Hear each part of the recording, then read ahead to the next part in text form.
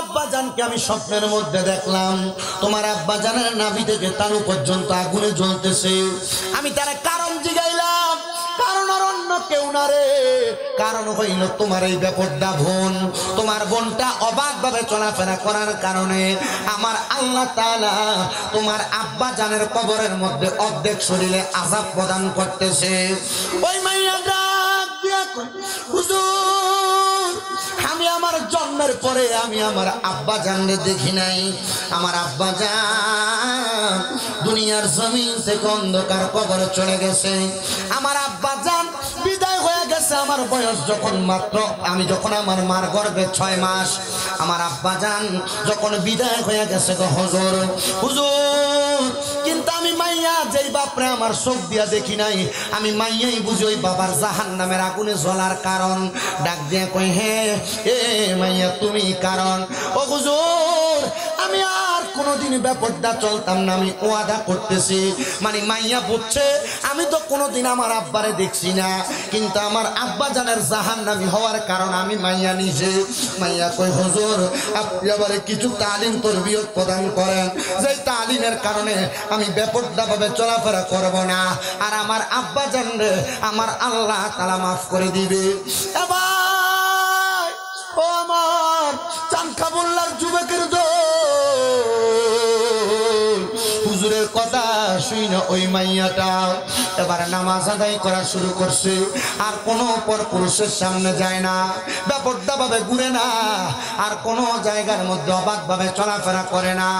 এবার ওই মাইয়াটা 7 দিন যখন টানা পর্দা করে, 7 দিন যখন নামাজ আদায় করে, এবার পর্দা পশিদার সাথে দামেস্কের মসজিদের সামনে যে দাঁড়াইছে। ডাক দিয়ে কই, হুজুর আপনার কাছে জানতে চাই গো হুজুর, আমি তো আজকে 7 দিন পর্যন্ত পর্দা করতেছি, কিন্তু আমার আল্লাহ কি আমার আব্বার কবরটার আযাব মাফ করছেনি হুজুর? হুজুর কয়, মা আমি তো স্বপ্নে না দেখছি, আমি তোরা কেমনে দেখাইতাম, তবে আমি তোর একটা রাস্তা দেখাইতে পারি। আল্লাহ তাআলা কোরআনুল কারীমে বলছে, ওয়া মিনাল লাইলি ফাতাহাজ্জাদ বিহি নাফিলাতাল লাকা আসা আইয়াবাসাকা রাব্বুকা মাকামান মাহমুদা।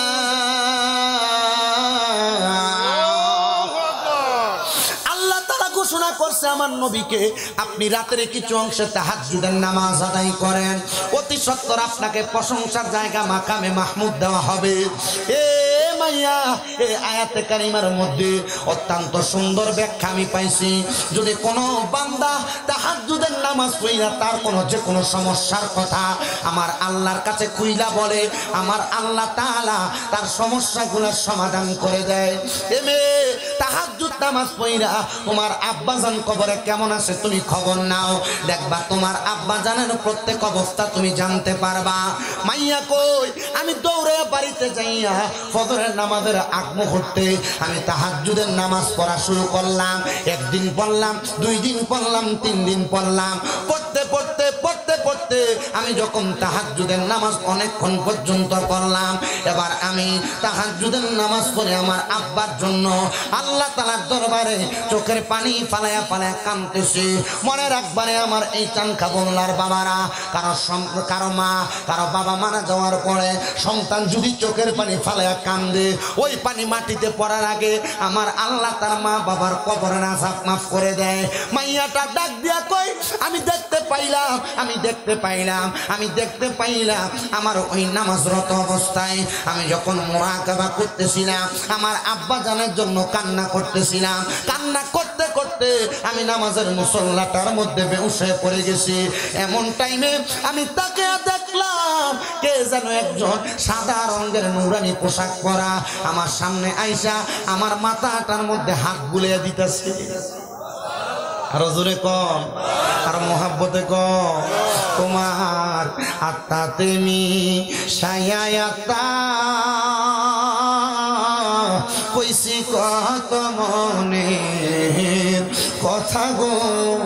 এ পোলাপান যাদের আব্বা নাই, আব্বারে ভালোবাসো এই কথাটা কোনোদিন তো মুখ দিয়া কইছো না ডরে। আম্মারে ভালোবাসো এই কথাটা কোনোদিন মুখ দিয়া কোনা শরম লাগে। কিন্তু মা বাপ দুনিয়াতে থাকতে মনের যত কষ্ট, সব কষ্টের কথা মা বাপরে কল লাগতো না, মুখ দেখলে বুঝতো। তোমার আত্মা তেমি সাইয়াতা কইছি কত মনের কথা গো। এখন তুমি কোথায়, আমি কোথায়, কাউকে কেউ আর দেখি না, আগে জানি না। এ চানকাবুল্লার যুবক, এ চানকাবুল্লার মুরব্বী বাবারা, এ পর্দার অন্তরালের মা বোনেরা, মাইয়াকে আমি তাহাজ্জুদের নামাজটা পইরা যখন কাঁদতে কাঁদতে বেহুশ হয়ে গেছি, আমি দেখলাম সাদা রঙের পোশাক পরা একটা লোক আইসা আমি মাইয়ার মাথার মধ্যে হাত বুলিয়ে দেয়। আমি মাথাটা উঠে কইলাম, কে গো আপনি? উনি আমারে কই, আমি কইলাম তোমার জন্মদাতা বাবা। ও আব্বা, আপনারে তো কোনোদিন দুই চোখ দিয়া দেখছি না। ও আব্বা, আপনারে তো কোনোদিন আমি আমার চোখ দিয়া দেখছি না। বাবা গো, আমি খবর পাইছি আপনি নাকি আমি মাইয়ার কারণে জাহান্নামের আগুনের মধ্যে জ্বলতাছে। হে বাবা, আমি তো কোনোদিন আপনারা চোখ দিয়া দেখছিও না, তাহলে আপনি কেমনে জাহান্নামের আগুনে জ্বলতাছেন? আব্বা, আপনারে দিয়া কোন সুন্দর দেখা যায়। ওই বাবা আমার জবাব দিছে, হে মা, তুমি যেই দিন তওবা কইরা নামাজ ধরছো, বেপরদা চলা বন্ধ করছো, আমার আল্লাহ তাআলা আমি আব্বারে মাফ করে দিছে। আর দেখছুনি আমারে, আমার আল্লাহ তাআলা কত সুন্দর জান্নাতের পোশাক দান করছে। এ যুবক ভাই, এ চানকাবুল্লার পর্দার আড়ালের মা, তুমি যে বেপরদা ভাবে ঘুইরা বেড়াও, তুমি যে নামাজ পড়ো না। এ যুবক ভাইরা, তুমি যে অপর মহিলার দিকে তোমার চোখ দিয়া তাকাও, তোমার চোখের পর্দা করো না, নামাজ পড়ো না। একবার চিন্তা করে দেখছুনি রে, দেখছুনি আমার আল্লাহ তাআলা একটা মাইয়ার নামাজ পড়ার কারণে, পর্দা করার কারণে তার বাবার কবর আযাব কেমনে মাফ কইরা দিছে। এই জন্য তো আমি আপনাদের কাছে তেলাওয়াত করছি, ইন্নাল্লাযীনা আমানু ওয়া আমিলুস সলিহাতি উলাইকা হুম খায়রুল বারিয়া। নিশ্চয়ই যাহারা ঈমান আনে এবং নেক আমল করে, আল্লাহ তাআলা কয় উলাইকা হুম খায়রুল বারিয়া, এরা হইল দুনিয়ার সবচাইতে উত্তম ব্যক্তি, ভালো ব্যক্তি। আপনি উত্তম ব্যক্তি হইতে পারছেন কিনা আপনি নিজে জানেন। কিন্তু আজকের মাহফিলে কত সন্তান বৈশা গেছে, তারার বাবারে কবর দিয়া আজকের মাহফিলে বসছে। কত সন্তান আজকের মাহফিলে আসছে, তাদের মারে কবর দিয়া। সন্তান চিন্তা করতেছো তোমার আব্বাজান মরার পরে কবরে কেমন আছে তুমি জানো না। এ চানকাবুল্লার বাবা, এ চানকাবুল্লার যুবকের দল, এ চানকাবুল্লার পর্দার অন্তরালের মা বোনেরা, না জানি আল্লাহ তাআলা তোমাদের কারণে তোমাদের আব্বার কবরে আযাব দিতেছে, তোমাদের কারণে তোমাদের আম্মার কবরে আযাব দিতেছে। সন্তান আখিরি মুনাজাতের মধ্যে আমার আল্লাহর কাছে ওই মা বাবার জন্য খাস করে দোয়া করবা। কিন্তু আজকের মাহফিলে অনেক সন্তান হয়তো বসে গেছে, যারা ভাইয়ে ভাইয়ে ঝগড়া কইরা মা বাবারে জুদা কইরা দিছে, মা বাপরে বাদ দেয় না, মা বাপরে সুন্দর করে আদর যত্ন করে না। না না না, এ সন্তান দাও, তোমার পাও আমার সামনে দাও, আমি স্বামীন দাদা জিব্বা দিয়ে তোমার পাও আমি পরিষ্কার করে দিব। ওয়াদা করবা কোনোদিন ওই আব্বা আম্মারে কষ্ট দিবা না। তোমার বউ তোমারে বলছে তোমরা 2-3 ভাই, তুমি কি লাগে একা তোমার বাপ মারে খাওয়াও, তারা 2 ভাই কি খাওয়াইতে পারে না? বউয়ের এমন মিডা কথা শুই না আম্মা আব্বারে জুদা করে দিছ। সকালবেলা এক ঘরে খায়, দুপুর বেলা এক ঘরে খায়, রাত্রবেলা এক ঘরে ভাত খায়। আরে সন্তান, আম্মা আব্বা বুড়া হইলে আম্মা আব্বার জিব্বার স্বাদ নষ্ট হয়ে যায়, কখন কি খানা খাইবো মা বাপ ফুতের মুখ খুইলা বলতে পারে না, আম্মা আব্বা শরমে বলে না। আম্মা আব্বা লজ্জায় বলে না, আরে আজকে এখান থেকে বাড়িতে যাইয়া আম্মার পায়ে ধরবা, আব্বার পায়ে ধরবা, ধরে বলবা আব্বা এখন থেকে আর জুদা খাইবেন না। আম্মার পায়ে ধরে কইবা এখন থেকে আর জুদা খাইবেন না। আমার বউ বলছে কি হয়েছে, আপনারা আমি এখন থেকে আমার ঘরে খাওয়াইমো। 2-3 ভাইয়ের মন চাইলে প্রত্যেক বেলা আপনারা রাইনা তরকারি দিয়া যাইব, আপনারা যেটা দিয়া মন চাই সেটা দিয়া খাবেন। সন্তান যদি ওই মা বাপরে জুদা কইরা দিয়া, আলাদা কইরা দিয়া, আম্মা আব্বারে দমক দিয়া আজকের মাহফিলের মধ্যে আইসা থাকো, তোমার মতো শ্রোতার আমার দরকার নাই। সারা বাংলাদেশের প্রখ্যাত আলেম আইনা ওয়াজ করাইবা, কিন্তু ওই মা বাবার মনে কষ্ট দিবা, আম্মা আব্বারে বাপ দিতা না। আল্লাহর কসম রে সন্তান, ওই দুনিয়াতে ওয়াজটা করে কোনো লাভ হবে না। এই জন্য আজকের মাহফিল কবুল হবে কি হবে না এটার গ্যারান্টি আমি দিতে পারবো না। তবে আমি একটা গ্যারান্টি দিয়া যাই, যদি শুনো আগামীকালকে চানকাবুল্লার দোকানে বইসা কোনো মুরব্বী বাবা বলতেছে হ্যাঁ হ্যাঁ আমার সন্তান আমার পায়ে ধরে রাত্রবেলা মাপ চাইছে, মনে করবা আমার আল্লাহ দোয়া কবুল করে ফেলছে। জোরে জোরে কোন সুবহানাল্লাহ।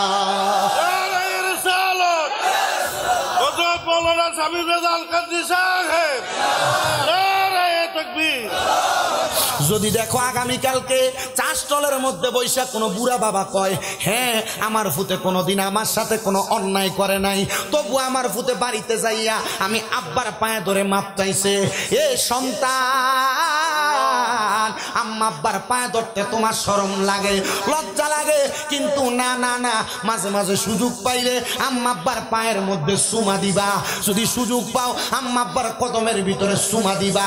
অনেকে চিন্তা করে হুজুর চুমা দিব দূরের কথা, আমি তো 2 ঈদে মা বাবার পা ছুঁয়া সালামি আমি করি না।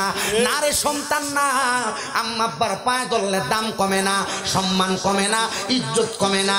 আমার দিকে তাকাও, আমার বয়স বেশি না, কুমিল্লা আলিয়া মাদ্রাসায় কামেল প্রথম বর্ষে পড়ালেখা, কুমিল্লা ইউনিভার্সিটিতে বাংলায় অনার্সের ফাইনাল ইয়ারে আমি পরীক্ষা দিব, অল্প কয়েকদিন বাকি, কিন্তু আমি আমার এলেমের জোর দিয়া কথা বলি না। আমি ক্লাস 6-7 পড়া অবস্থায় ওয়াজের ময়দানে শুনছি আম্মা আব্বার কদমে চুমা দিলে আল্লাহ তাআলা ওই সন্তানকে দামি বানায়, জান্নাতের চৌকাঠে চুমা দেওয়া সওয়াব তার আমল নামায় লেখা দেয়।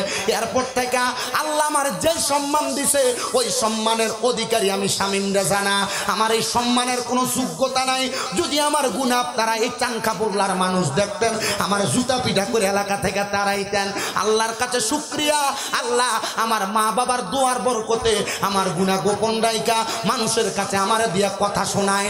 অনেকে চিন্তা করে হুজুর আমি তো এতদিনে ভুল বুঝতে পারছি, কিন্তু আমি বাড়িতে যাইয়া কার পায়ে ধরে মাপ চামু? হুজুর যাদের বাড়িতে আব্বা আছে তারা বাড়িতে যাইয়া বাবার পায়ে ধরে মাপ চাইব। আমার তো আব্বা নাই, আমি কার পায়ে ধরে মাপ চাইব? হুজুর যাদের বাড়িতে মা আছে তারা বাড়িতে যাইয়া মার পায়ে ধরে মাপ চাইব। এ সন্তান আম্মা আব্বার পায়ে ধরবা কেমনে? বাড়িতে বুঝি তোমার মা নাই, ওই মা কবরে, ওই মা বাবা তোমার লাখ লাখ টাকার সম্পদ দিয়া মানুষের মতো মানুষ করছে, মা বাবার রক্তরে পানি বানাইছে, আব্বা বালা করে ঘুমাইছে না, যে জুতা পরতো আব্বার জুতার তলা ছিটতে ছিটতে পায়ের গোড়ালি রাস্তাতে লাগতো, কিন্তু তোমারে নতুন জুতা কিনা দিত, তুমি সন্তান নতুন জুতা পইরা রাত্রবেলা খাটের উপরে হাঁটা চলা করতা। আজকে তোমার ব্যাংকের টাকার অভাব নাই, কিন্তু তোমার আব্বা জানলে 500 টাকা দিয়ে কিনে এক জোড়া জুতা পরাইতে পারো না বাবা কবরে। একজন সন্তান হয়তো এই মাহফিলে বসছে, মা নাই, একজন সন্তান হয়তো বসছে তার বাবা নাই, একজন সন্তান হয়তো বসছে মা বাপ 2 জন কবরে। এ সন্তান তোমার মা বাবা তোমার যেই বাড়ি দিয়া গেছে, মিনিমাম ওই বাড়িতে যদি তুমি ভাড়াও থাকতা, মাসে যদি 5,000 টাকা ভাড়া দিতা, 12 মাসে 60,000 টাকা তোমার ভাড়া লাগতো।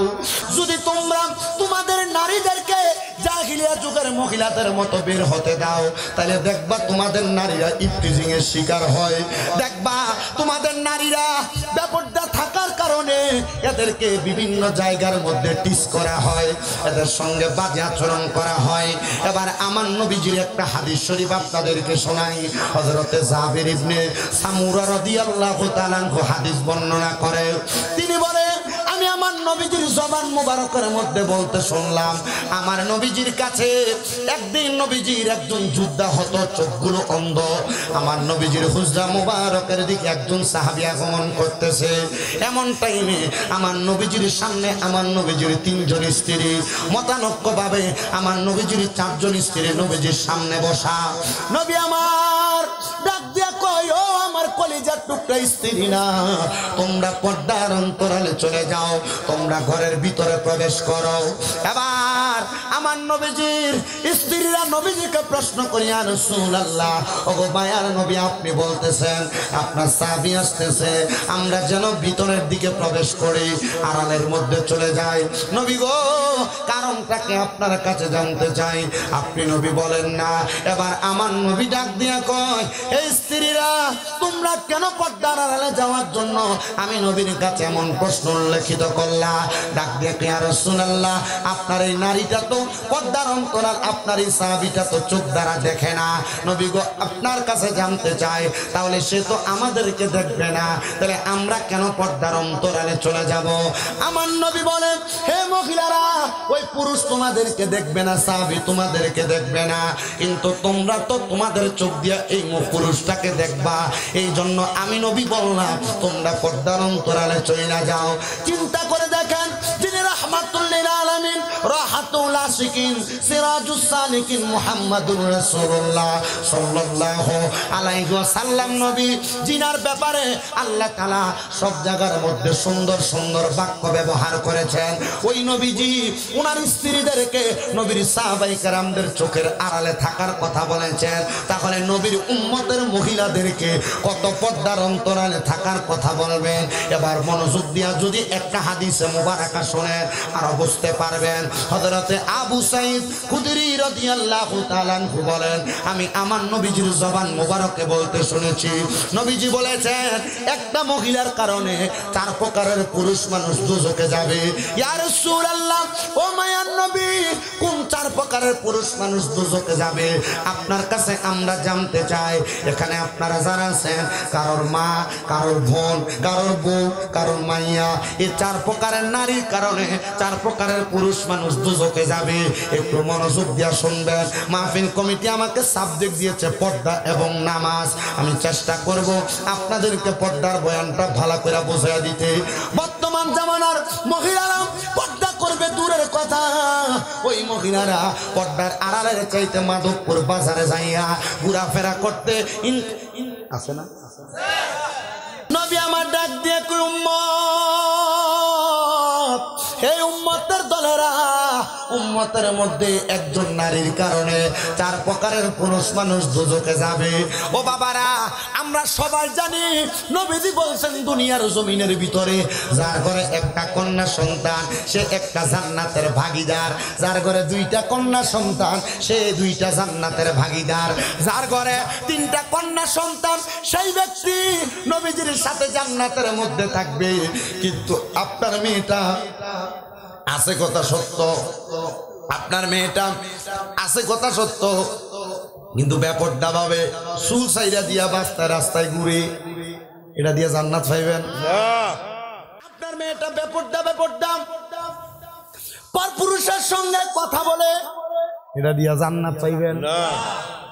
এবার আসেন, আমার নবী বলেন, 1 নাম্বার, কোন বাবা যদি কন্যা সন্তান জন্ম দেয়, ওই বাবা তার কন্যার কারণে দোজখে যাবে। নবী গো, কেন? আমার নবী বলেন, শুনো উম্মতের দলেরা, এই উম্মতের মহিলাগুলা যদি কোনো বাবা তার কন্যাকে জন্ম দেওয়ার পর পর্দা না করায়, মানে বেপর্দা ওই বাবার মাইয়াটা ঘুইরা বেড়ায়, তাইলে ওই বাবার মাইয়াটা বেপর্দা হওয়ার কারণে মেয়েটাকে কাল ময়দানে মাসরে প্রশ্ন করবে, কি গো মা, তুমি কেন জান্নাতে যাইতে পারতেছ না? বলে বেপর্দার কারণে। তখন বলা হবে, এ মাইয়া, তুমি কেন পর্দা করো নাই? মাইয়া তখন আপনি বাবারে দোষারোপ করবে যে আমার মা বাবা আমার পর্দা করায় নাই। তখন মাইয়ার বাবারে নিয়া মাইয়া দোজখের দিকে গমন করে যাবে। 2 নাম্বার, আল্লাহর নবী বলে, দুনিয়ার জমিনের ভিতরে একটা ভাই তার বোনের কারণে বেপর্দা ঘুরবো। হে চানখাবুল্লার ভাইয়েরা, আপনারা যারা আপনাদের বোনকে মোটর সাইকেলের পেছনে নিয়ে ঘুরেন, আপনার বন্ধু বান্ধব বাড়িতে আসলে আপনার ভাই বোনের সাথে সুন্দর কথাবার্তা বলে, আপনার বোনে আপনার চোখের সামনে আপনার এলাকার গায়ে হলুদের অনুষ্ঠানের মধ্যে গায়ে হলুদ লাগাইবার লাইগা যায়। মনে রাখবেন রে চানকাবুল্লার বাবারা, আপনি আপনার বোনটাকে বেপরদা ছাইরা দেওয়ার কারণে আপনি ভাই আপনার বোনের কারণে দুজকে যাবেন। এবার আসে এখানে আমরা যারা আছি, যারা যারা বিবাহ করেছি, আমরা অনেকেই এই জায়গার মধ্যে যারা আছি, যারা বিবাহিত পুরুষ, আপনারা কিন্তু আপনাদের স্ত্রীর কারণে ধরা পড়ে যাবেন। বলে হুজুর কেন? আপনারা আপনাদের স্ত্রীদেরকে বেপরদা ভাবে ঘুইরা বেড়ান, আপনাদের স্ত্রীদেরকে বেপরদা ভাবে ছেড়ে দেন। আপনি আপনার স্ত্রীকে নিজে ঘুমায় থাইকা সকালবেলা বাজারে পাঠান, আপনি নিজে কর্মের মধ্যে থাইকা আপনি আপনার স্ত্রীদেরকে বাজার করার জন্য পাঠান, আর আপনার স্ত্রী বাজারের মধ্যে যাইয়া বেপরদা ভাবে চলাফেরা করে। আপনি আপনার স্ত্রীর পর্দা না করানোর কারণে আপনি স্বামী আপনার স্ত্রীর কারণে দোজখে যাবেন।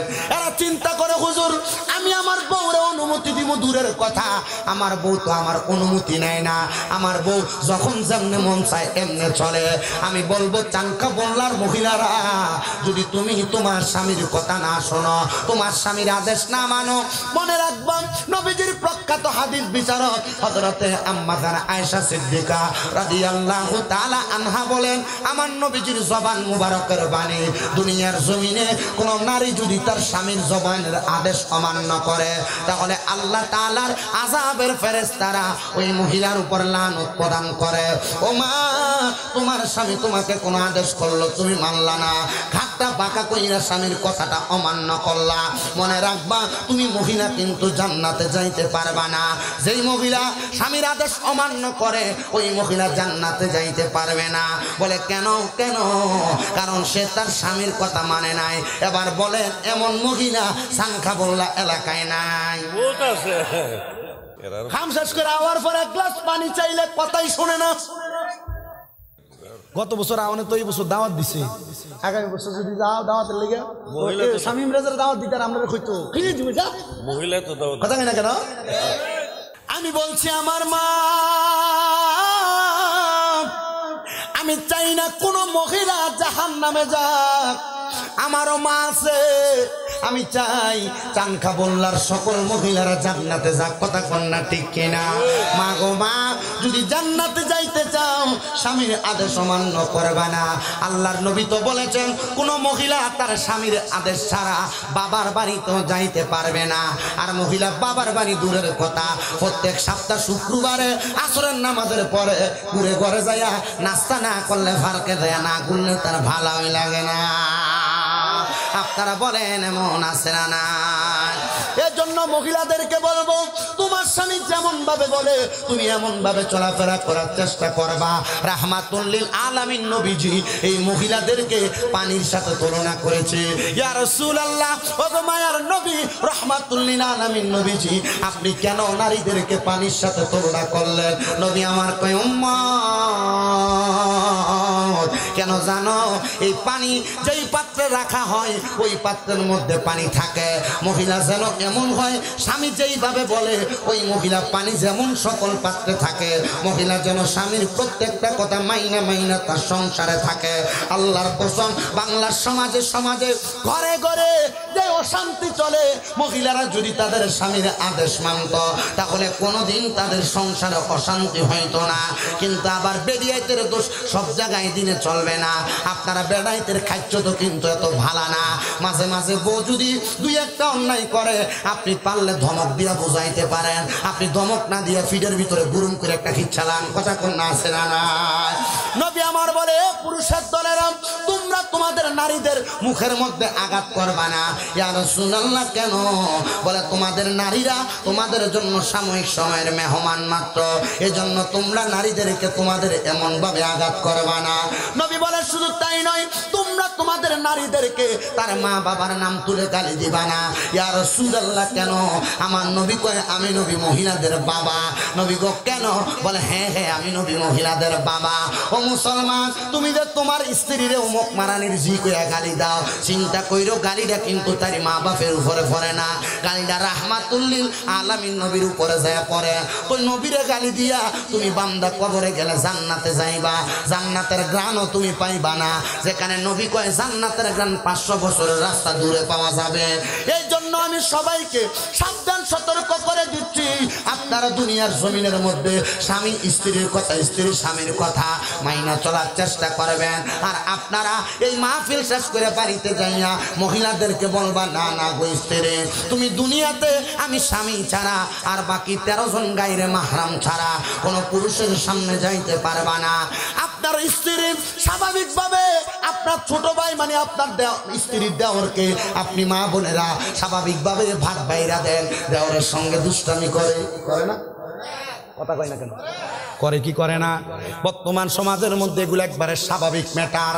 মনে রাখবেন রে বাবা, ভাইয়েরা, বন্ধুরা, আল্লাহর নবীজির হাদিস শরীফের মধ্যে নবী বর্ণনা করতেছে, একটা স্ত্রী মানে একটা ভাবির জন্য তার দেবর হইল কাল সাপের মতো, কাল সাপের মতো। আবার নবী অপর হাদিসের মধ্যে ঘোষণা করে একটা ভাবির জন্য একটা দেবর হইল মৃত্যু সমতুল্য। হে মহিলারা, দেবরের সঙ্গে কথা বলা, দেবরের সঙ্গে চলাফেরা করা, দেবরের সঙ্গে হাসি তামাশা করা, এগুলো বন্ধ করা লাগবে।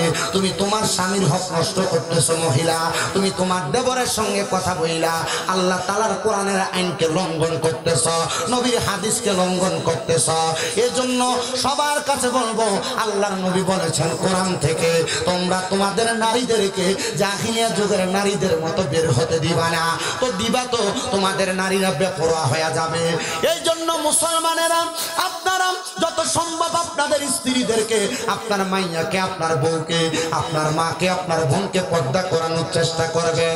তো 2 নাম্বার যেটা বলতেছিলাম, একটা ভাই যদি তার বোনকে পর্দা না করায় তাহলে তার বোনের কারণে ওই ভাইটা দুজকে চলে যাবে।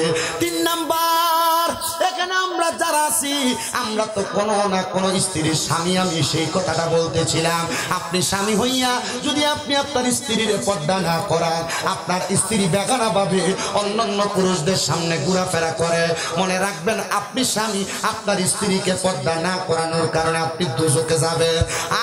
আর এখানে আমরা যারা উপস্থিত কোনো না কোনো মায়ের সন্তান, আপনারা হয়তো আপনাদের মায়ের পর্দার ব্যাপারে চিন্তাই করেন না।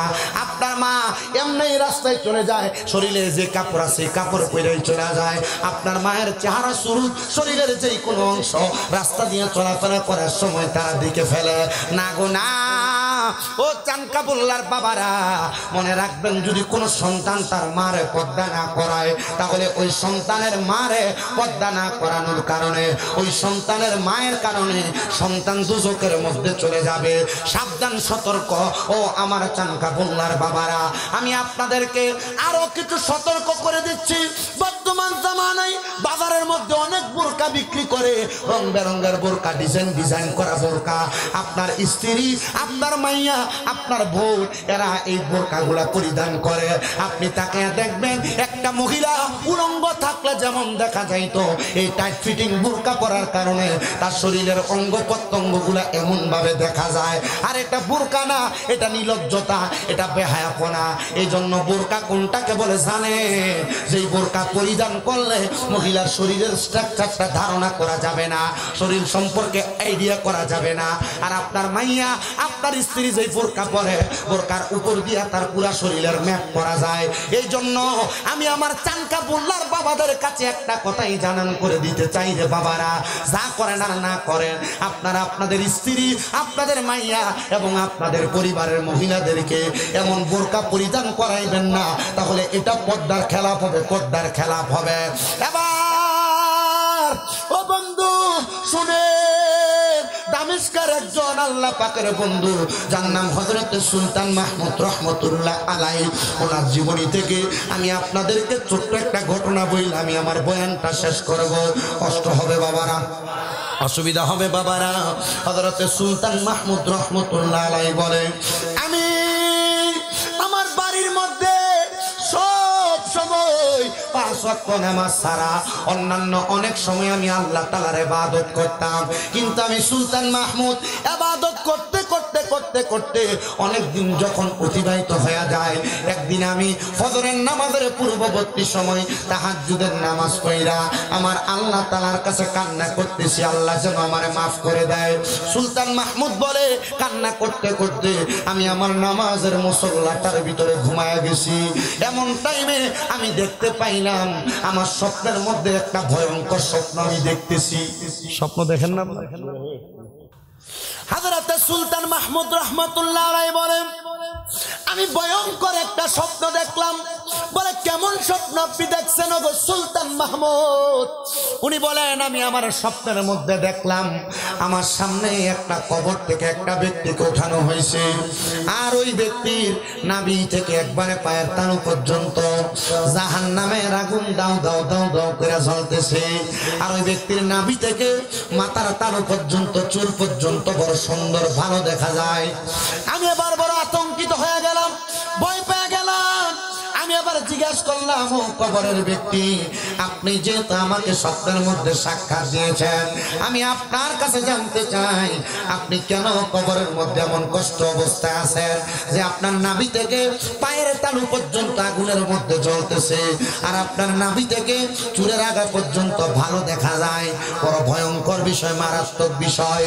উনি বলেন শুনেন গো, আমি কোন সাধারণ মানুষ না, আমি দুনিয়ার জমিনের ভিতরে দুইটা কন্যা সন্তানের জন্মদাতা বাবা। আরে আমার স্ত্রীর আমি এমন ভাবে লালন পালন করেছি, এমন ভাবে আমি ইবাদত করেছি, নামাজ পড়েছি, আমার তো কবরের মধ্যে এমন অবস্থা হওয়ার কথা না। কিন্তু আমি মৃত্যুবরণ করার আগে আমার একটা কন্যা সন্তান ছিল যার বয়স ছিল 12 থেকে 13 বছর। আমি আমার মাইয়াটারে আল্লাহ তাআলার কোরআন শিখাইছি, আমার কন্যাটারে আমি পর্দা পশিদা শিখাইছি, আমার স্ত্রীটা সুন্দরভাবে চলাফেরা করেছে।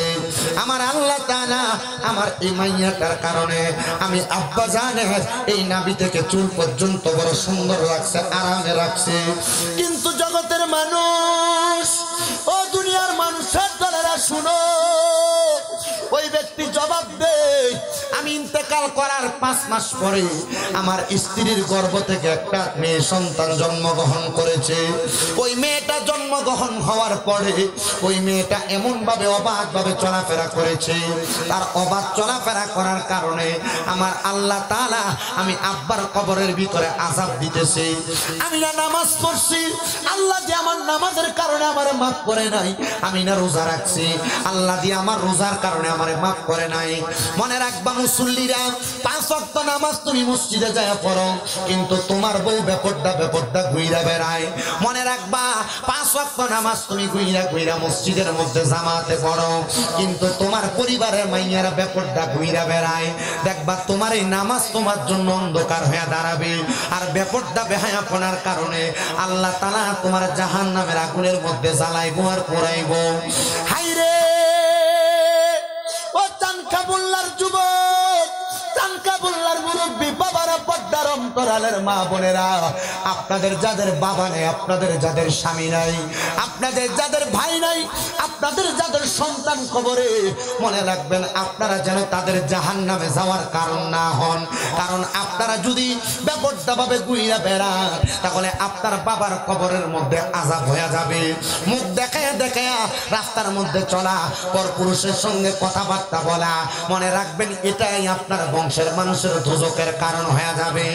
এবার হযরত সুলতান মাহমুদ বলেন, এ কবরের ব্যক্তি, তোমার কাছে জানতে চাই তোমার বাড়ি কোন জায়গায়? বলে আমার বাড়ি দামেস্কের বড় মসজিদের পশ্চিম এলাকা বরাবর। বলে দামেস্কের বড় মসজিদের পশ্চিম এলাকা বরাবর যেহেতু তোমার বাড়ি, ঠিক আছে আমি চেষ্টা করব তোমার জন্য একটু কিছু করার জন্য। সুলতান মাহমুদ বলে এবার ফজরের নামাজটা পড়তে দেরি হয়, আমি ফজরের নামাজটা পড়া আমি হাঁটতে হাঁটতে হাঁটতে হাঁটতে দামেস্কের বড় মসজিদ থেকে বাইরে হইয়া এবার বড় মসজিদের পাশে সামনের অংশে যাইয়া ওই ঘরের সামনে যা দাঁড়াইলাম আর সালাম দিলাম, আসসালামু আলাইকুম ওয়া রাহমাতুল্লাহ। ঘরের মধ্য থেকে একটা উগ্রমে বের হইয়া তাদের ঘর থেকে ময়লা আবর্জনা যুক্ত পানি আমি সুলতান মাহমুদের শরীরের দিকে ধুর করে ঠেলে দিছে। এমন অবস্থা দেখাম আমি ওই মহিলাটার কাছে তাকাইলাম, দেখলাম মেয়েটা একটু উগ্র টাইপের মেয়ে, বোঝা যায় বাপের 2-3 মেয়ে। সবগুলা মেয়ে যে ভালো হবে এমন কথা না, একটা যদি সুন্দর কথা বলে আর একটার কথা একটু তেসাইলেই হয়। আছে না, আছে না? সুলতান মাহমুদ বলেন, আমি ওই ঘরের দরজায় যে সালাম দিলাম, কিন্তু দুষ্ট মেয়েটা বাইর হইয়া ময়লা আবর্জনা যুক্ত পানিগুলো আমার গায়ের মধ্যে এভাবে ফিক্কা মারছে। মারার পরে আমি ওই মহিলাটার দিকে তাকায় একটা মুস্কি হাসি দিলাম। আমি এবার ঘরের দরজা থেকে মুখটা ফিরে আমি পিছনের দিকে হাঁটতে লাগলাম। এমন টাইমে শুনতে পাইলাম নরম সুরে কে জানি আমার সালামের জবাব দেয়, ওয়া আলাইকুমুস সালাম ওয়া রাহমাতুল্লাহি ওয়া বারাকাতুহু। আমি একটু রাগান্বিত হইলাম, পিছনের দিকে ফিরে তাকাইলাম না। আমি একে আবার সালামের জবাব দেই, ওয়া আলাইকুমুস সালাম ওয়া রাহমাতুল্লাহি ওয়া বারাকাতুহু। আল্লাহর বলি সুলতান মাহমুদ বলে, আমি আবারও তার দিকে ফিরে তাকাইলাম না। সে আমারে আরেকবার সালাম দিছে। ওই সালামটা শুই না আমি আবার আর তার দিকে ফিরে তাক। সালামের জবাব যখন 3 বার দিল, ওই মেয়েটা আবার উল্টে আমারে সালাম দেয়, আসসালামু আলাইকুম ওয়া রাহমাতুল্লাহ। আমি বুঝতে পারলাম মাইয়াটা বলো সালাক মাইয়া। এবার আমি আর পেছনের দিকে না ফিরে তার জবাব দিলাম, ওয়া আলাইকুমুস সালাম ওয়া রাহমাতুল্লাহি ওয়া বারাকাতুহু। এবার আমি পিছনের দিকে না তাকাইয়া পিছনের দিকে হাঁটতে হাঁটতে লাগলাম। যখন আমি পেছনের দিকে গেলাম, আমি জানতে চাইলাম, এ মেয়ে তুমি কে গো? বলে, আপনাকে যেই মেয়েটা শরীরের মধ্যে নোংরা আবর্জনা যুক্ত পানিগুলা ফিকা মারছে, আমি হইলাম ওই মাইয়াটার ছোট বোন। আমি হইলাম ওই মাইয়াটার বড় বোন। আপনি আমার সালামের জবাব কেন দেন নাই? আমি তো আপনাকে 3 বার সালাম দিয়েছি, জবাব কেন দেন নাই? ডাক দিয়া বলেন, জবাব না দেওয়ার কারণ, আপনি যখন আমার প্রথম সালাম দিয়েছে আমি 2 রাকাত নামাজরত অবস্থায় ছিলাম। আপনার সালাম দেওয়ার সাথে সাথে আমি আমার নামাজের দোয়া তাশাহুদ করতেছিলাম। দ্বিতীয়বার যখন সালাম দিয়েছেন আমি তাশাহুদের পরে দুরূদ ইব্রাহিম পড়তেছিলাম। তৃতীয়বার যখন সালাম দিয়েছেন আমি আবার দোয়া মাসুরা পড়তেছিলাম। আমি আপনার জবাব দিতে পারি নাই, কিন্তু আমার ছোট বোনটা একটু উগ্র হওয়ার কারণে আপনার প্রতি বিরক্ত হয়ে আপনার দিকে ময়লা আবর্জনাওয়ালা পানি মারছে। আমি আপনার 3 বার জবাব দিলাম। যখন আপনি রাগান্বিত হইয়া আমার দিকে ফিরে তাকান না, আমি আপনাকে পরবর্তী 4বার সালাম প্রদান করলাম। হুজুর, আমি জানি আপনার সম্পর্কে, আপনি কি সেই ব্যক্তি যিনি সবার ঘরের সামনে যায় সবার খবর নেন? আপনার নাম কি? সুলতান মাহমুদ রহমতুল্লাহ আলাইহি, যিনি দামেস্কের বড় মসজিদের মধ্যে খেদমতের দায়িত্ব পালন করতেছেন। উনি বলেন, হ্যাঁ, তুমি যেহেতু আমার সম্পর্কে জানো, আমি গতকালকে রাত্রবেলা একটা মারাত্মক স্বপ্ন দেখার কারণে আমি তোমার ঘরের সামনে আসলাম। মেয়ে গো, তুমি বলো না তোমার আব্বাজান কি মারা গিয়েছে? মেয়েটা ডাক দিয়ে কই, হুজুর, হ্যাঁ আমার আব্বাজান মারা গেছে। এ মা, আমি তো তোমার দিকে ফিরে তাকাইলাম না। তার মানে বোঝা যায় বেড়াইত, মনে রাখবা, মহিলাদের দিকে ফিরে তাকাইলে তুমি পুরুষের চোখের পর্দা লঙ্ঘন হয়। জি, চোখের পর্দা লঙ্ঘন হয়। কোন আপনারা মনে করেন পুরুষ এবং মহিলা বৈধভাবে মেলামেশা করলে মনে হয় জিনা হয়? না না না, পুরুষ কোন নারীর দিকে চোখ দিয়া যদি অবৈধভাবে তাকায় তাহলে ওই পুরুষের চোখের জিনা হয়, চোখের জিনা। কোন পুরুষ যদি কোন অপরিচিত মহিলার সাথে পরিচিত হোক, গায়রে মাহরাম মহিলার সাথে তার জবান দিয়ে কথোপকথন করে কথা বলে, তাহলে তার মুখের জিনা হয়। কোন পুরুষ যদি কোন নারীর সাথে মেলামেশা করার জন্য তার পা দিয়ে হাইটা হাইটা যায়, তাহলে তার পায়ের জিনা হয়। আর কোন পুরুষ যদি কোন নোংরা মহিলা কোন মহিলাদের কথার আওয়াজ কানের মধ্যে পায়, যদি ওই মহিলার কথাটা শুনতে ভালো মনে করে, তাহলে ওই পুরুষটার কানের জিনার গুনাহ হয়। হায় রে, দুনিয়াতে চলা কত কঠিন, আবার চলতে জানলে বড় সহজভাবে চলাফেরা করা যায়। কথা কোন না, ঠিক কি না?